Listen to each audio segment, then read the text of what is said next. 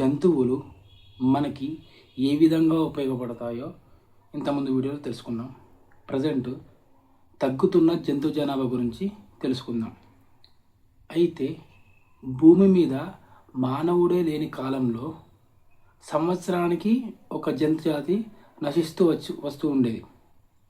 అయితే ప్రజెంట్ ప్రతి 20 నిమిషాలకు ఒక జంతు జాతి తగ్గుతూ వస్తుంది, అంటే కనుమరుగుతూ వస్తుంది. పులి మన జాతీయ జంతువు. మన దేశంతో పాటు బంగ్లాదేశ్లో కూడా ఇది ఎక్కువ కనిపిస్తుంది. దీని పేరు రాయల్ బెంగాల్ టైగర్. అయితే ప్రస్తుతం పులుల సంఖ్య చాలా తగ్గుతూ వస్తుంది.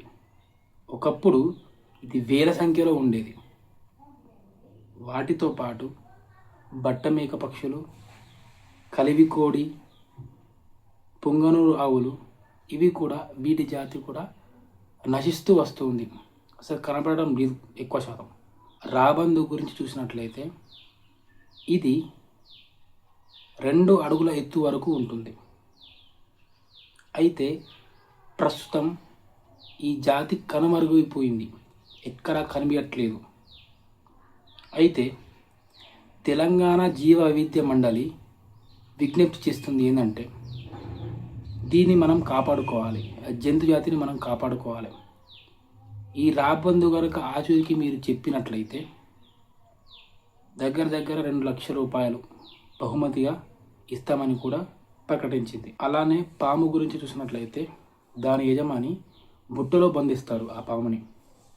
అయితే పాము పాలు తాగదు, కానీ ఆ యజమాని అనేది పాలు పోస్తాడు. అలానే పాము జాతి అనేది చాలా వరకు తగ్గిపోతూ వస్తుంది. ఉన్నాయి, బట్ తగ్గిపోతూ వస్తుంది, సంఖ్య అనేది తగ్గుతూ ఉంది.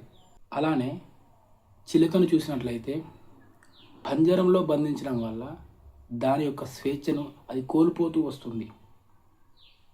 ఇలా జంతు జాతి అనేది కనుమరుగైపోతూ వస్తూ ఉంది. దీన్ని కాపాడుకున్న బాధ్యత మనది. ఇది తగ్గుతూ ఉన్న జనాభా అనే టాపిక్. తర్వాత ఈ టాపిక్ గురించి నెక్స్ట్ వీడియోలో చెప్పుకుందాం. Thank you.